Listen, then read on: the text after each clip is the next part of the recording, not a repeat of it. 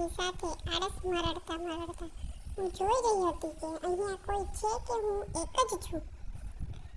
ત્યાં મમ્મીએ મને ઘોડિયામાંથી લઈને બહાર બેડ ઉપર સુવડાવી દીધી.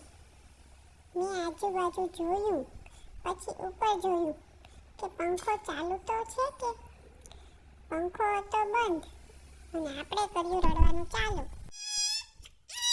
મમ્મીએ મને ગોદીમાં ઉઠાવીને કહેવા લાગી, બેટા લાઈટ વહી ગઈ છે એટલે પંખો બંધ છે.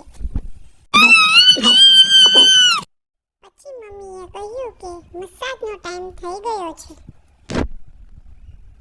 અને ત્યાં લાઈટ પણ આવી ગઈ.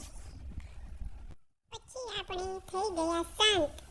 મમ્મીએ ચાલુ કર્યું મસાજનું કામ. ત્યાં તો આપણે લાગ્યું આમાં તો મજા આવે છે. એકદમ હળવા ફૂલ થઈ ગયા.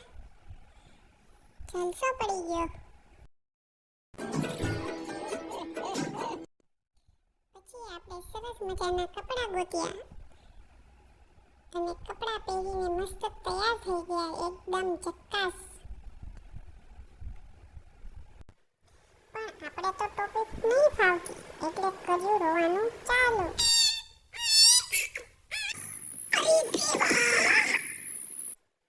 પછી મમ્મીએ ટોપી કાઢી દીધી એટલે આપણે પડી ગયા જલસા. બસ પછી જોયું પંખો ચાલુ તો છે ને એટલે ચાલુ જ હતો. હવે આપણે મસ્ત રીતે ઘોડિયામાં સૂઈ જશું. હવે કાલે મળીશું કંઈક નવું લઈને. બાય. અમારા ચેનલને લાઈક કરો, શેર કરો અને સબસ્ક્રાઇબ કરવાનું ભૂલતા નહીં.